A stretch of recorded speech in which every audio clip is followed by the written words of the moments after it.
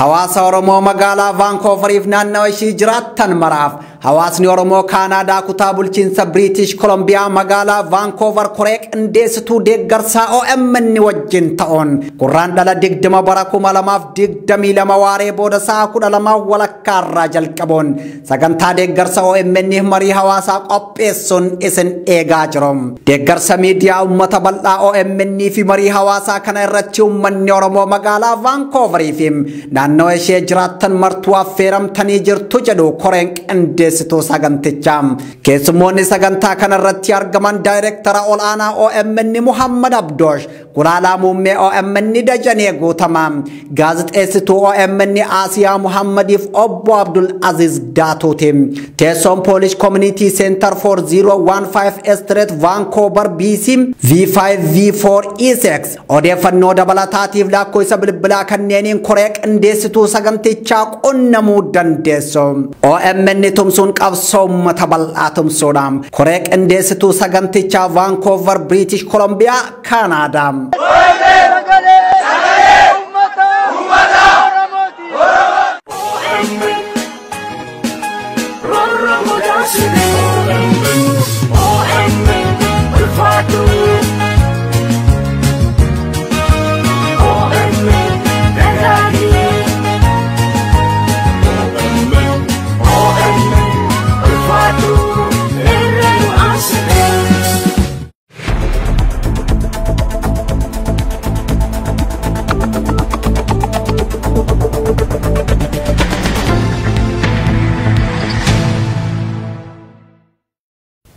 Akkam jirtan daawwattoota OMN oduu idileetiin isinitti maanii Faayisaa Iliyaasim jalqabarratti qondaalota ajjeechaa abbootii gadaa Karrayyuu tuuta gadaa Michillee irratti raawwatame keessaa harka qaban gaafatamummaa jalaa baraaruuf tattaaffii murna aangorra jiruun taasifamu itti fufee jiraachuu jiraattonni himane.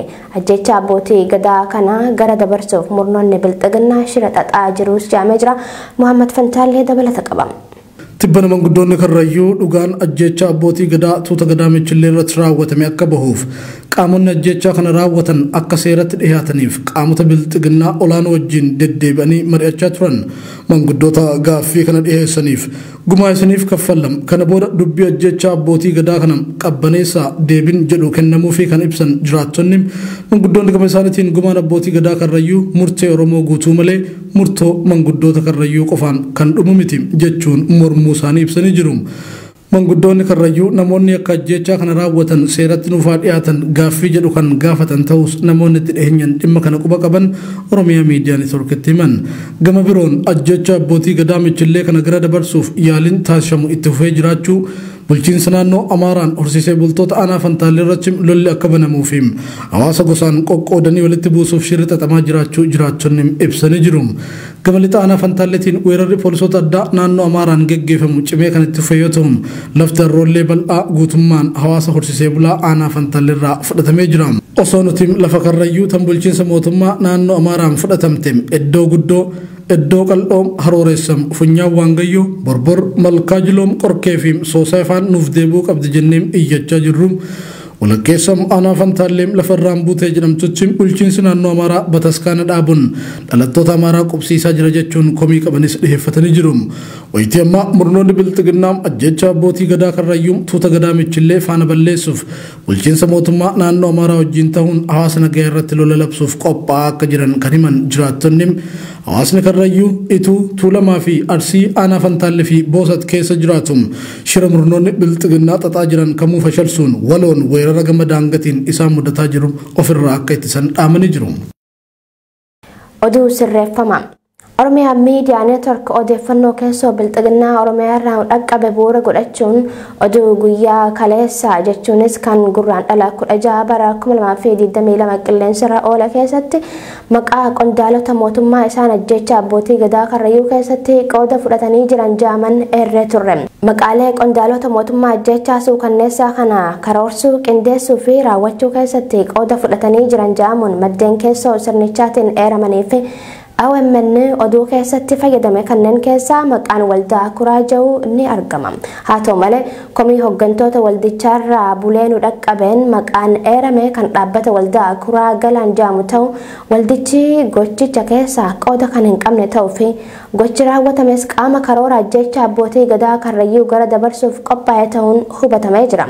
Kana malees naannichatti walitti bu'iinsa gosaa uumuuf yaadamee shira keessoo mootummaatti xaxamu ta'u OMN dhimmicha irra deddeebiin ilaaluun qulqulleeffatee jira. Maqaa waldaa kuraa galaan jiru tarree qondaalota ajjechaa karrayyuu keessatti qooda fudhatanitti eeruun keenya dogongora ta'uu ibsa. Dogongora hojii keessatti uumameef nuuf kolchaa jenna.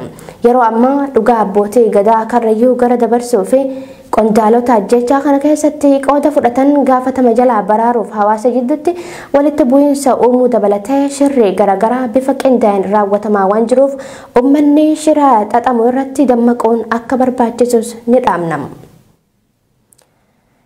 Shawaa lixaa aanaa bunaa ginda birat keessatti waraanni mootummaa bilxiginnaa manneen uummataa 30 ol ibiddaan gubee barbadeessuu jiraattonni qabeenya isaanii jalaa barbadaa'e OMN himani.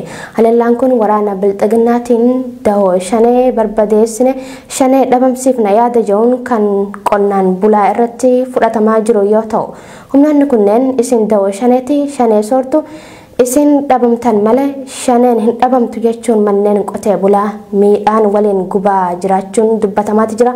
Siraaj sabaaf dhimma kanarratti waan qindeeffate qabama.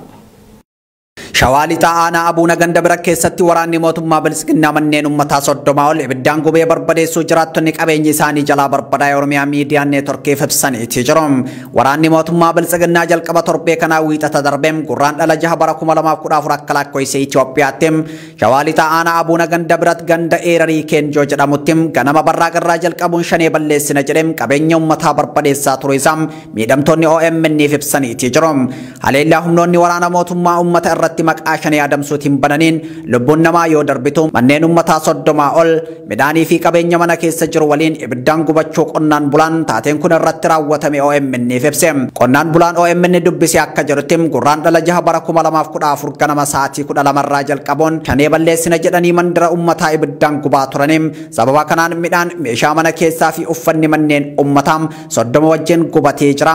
Sangaa fi re'ee uummataa immoo qalanii nyaatanii jiru jechuun taatee humni waraana bilisiginnaa maqaa shaneetiin qonnaan bultoota irratti raawwataa jiru OMN'if hime. Aanaa abuunaa ginda biratti ganda ereerii keenjoo kan jedhamu keessatti gaafa guyyaa 6 ji'a 6ffaa bara 2014 akka lakkoofsa Itoophiyaatti ganama sa'aatii 12 qabee halkanii fi guyyaa 2 waraanni mootummaa shanee balleessina jechuudhaan qotee bulaa dhaarratee bulu mana isaa gubuudhaan ankoorraa kaasee mana koorraa kaasee mana uummata kamillee gubuudhaan naannoo mana 30 gubani. Qaamni kun raayyaa ittisa biyyaatiin nageenya kabachiifna jedhee deema garuu ammoo uummata irratti gocha ajjechaa raawwatuun gocha isaanii gocha harma muraa fi harka muraa aanoleetiin wal fakkaata jechuun waa'ee humna isaanitti bobbaafame kana ibsu. Itti dabaluun kan jedhu qonnaan bulaan nageenya isaatiif maqaan isaa akka hin caqafamne barbaadan kun qonnaan bulaan aanaa keenyaa oomisha gaafa galfatu kuntaala 50 hamma 100 galfatam kana keessaa burcuqqoon takka osoo hin hafne shanee qallabduun uummanni kun shanee qallabuun isaan beelessinee shanes beelessina hunda isaanii wal faana binne murtii jedhuun manaa fi qabeenya keenya guban jechuun ibsu. Raayyaa ittisa biyyaa nageenya eegna jedhanii kan isaan deemanii nam tokko bira gaafa ga'an nageenya eegnaa jedhu gaafa darbanii baay'ina namaa keessa gaafa ga'an meeshaan akka lagaamnetti kaan saanjaadhaan kan waraananii ajjeesan kaan cuuleedhaan illee kan qalanii jechaadha. Aanama abuuna ginda barat ganda qarree ceekaa jedhamu keessatti namoonni 9 waraana mootummaatiin ajjeefamuu fi manneenis gubachuu odeeffannoon OMN argate ni mul'isa. Maqaan namoota ajjeefamanii Shaashee Kabbee, Tollii Kabbee, Bookii Baalchaa Dabalaa, Dooftor Masarat Dhaabaan, Baay'isaa Gammadaam, Abbabaa Gaddafam, Abuunaa Dabalee kanneen jedhamanidha.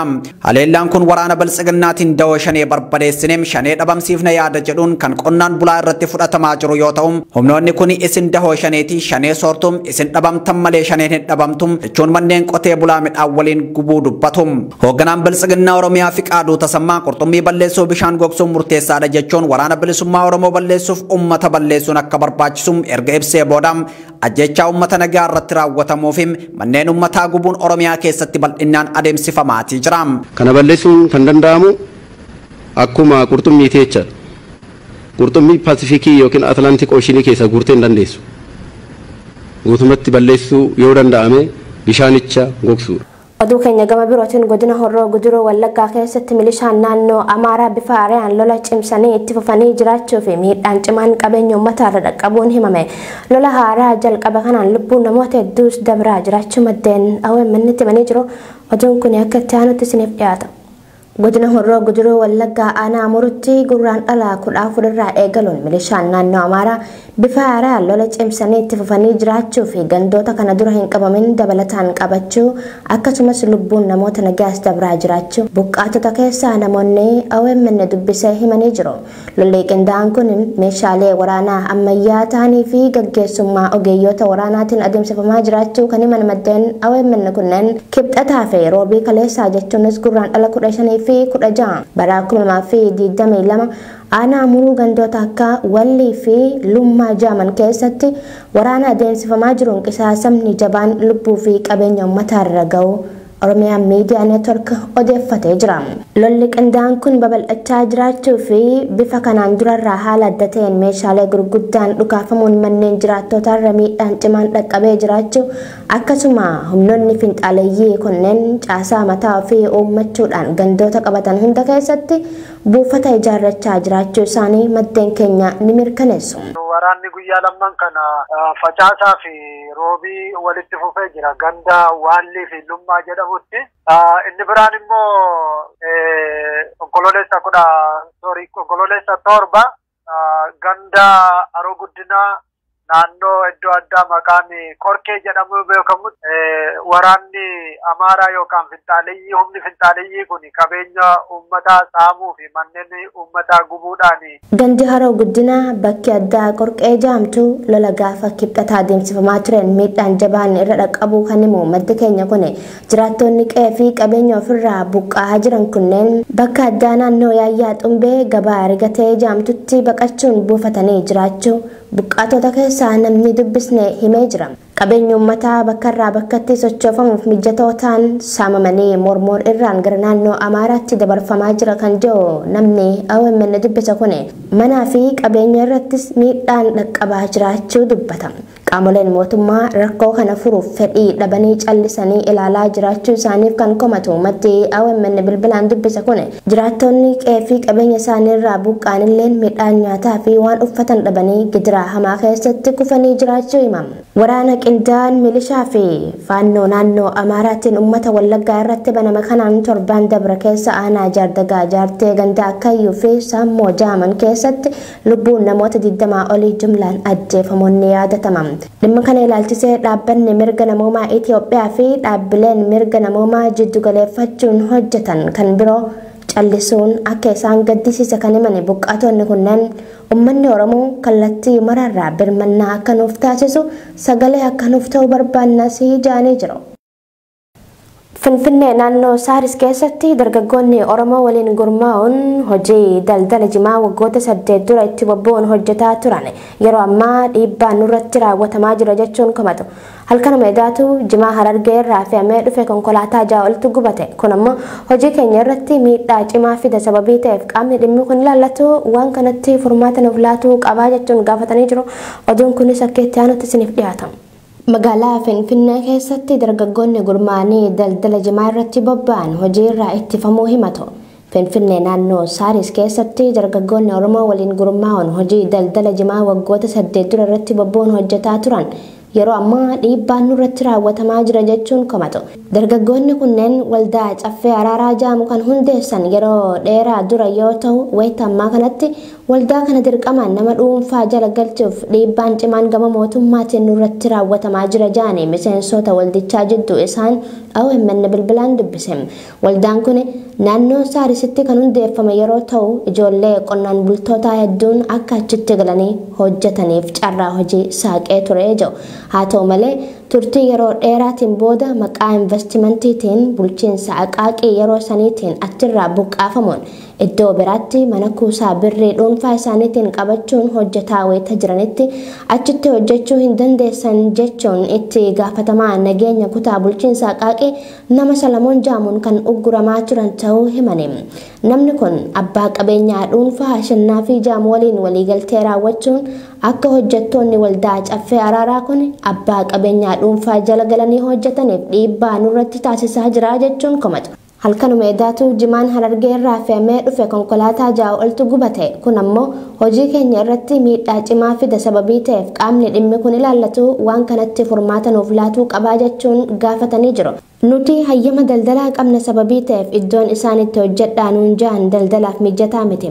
Naannawa kondominiyeemii Kooyyee Faacceesanitti gadi dhiyaataadha. Haa ta'u malee achumattuu akka hojiin nu harkaa hin banneef wayita nuti daldala keenya ho'ifannu qaama mootummaatiin nurratti saamsamee jira jedhu.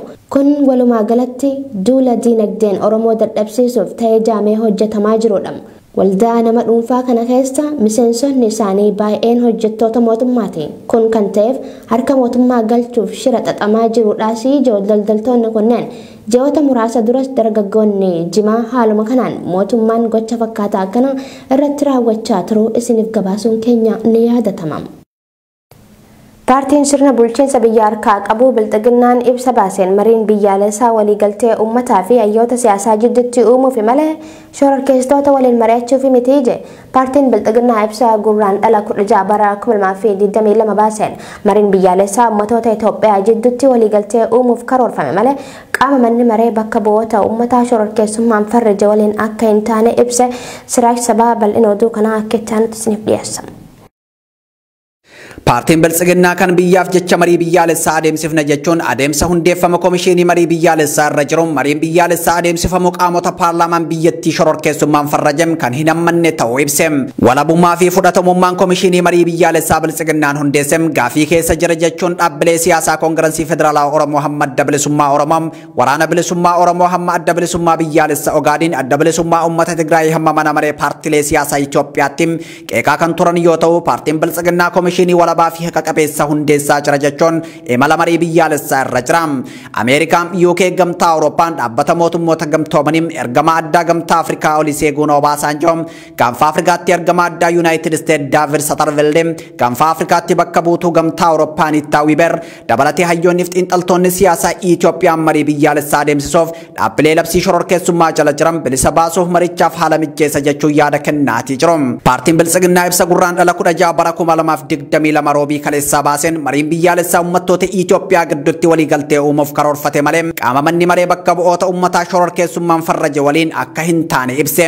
Caamsaa 1 bara 2021 manni maree ministeerotaa waraana bilisummaa Oromoof adda bilisummaa uummata Tigraay shororkeessummaan akka farrajaman murteessuu hordofee manni maree bakka bu'oota uummataa caamsaa 5 bara 2021 shororkeessummaan farraje.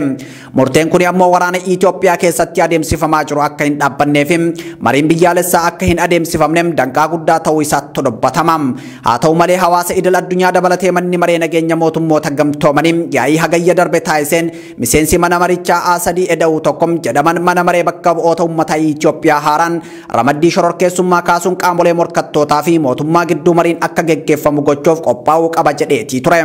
Garuu paartiin biltsiginnaa ibsa roobii kaleessaa gurraan dhala 16 bara 2022 baaseen sababni waltajjii marii biyyaalessaa uumuun barbaachiseef nageenya waaraa uumuu fi hawaasni bal'aan dhimmoota heera mootummaa alaabaa fi dhimmoota bu'uuraa biroo irratti yaada dhiyeessuun waliigaltee irra ga'uun guddina biyyattii akka saffisiisuuf jedhe.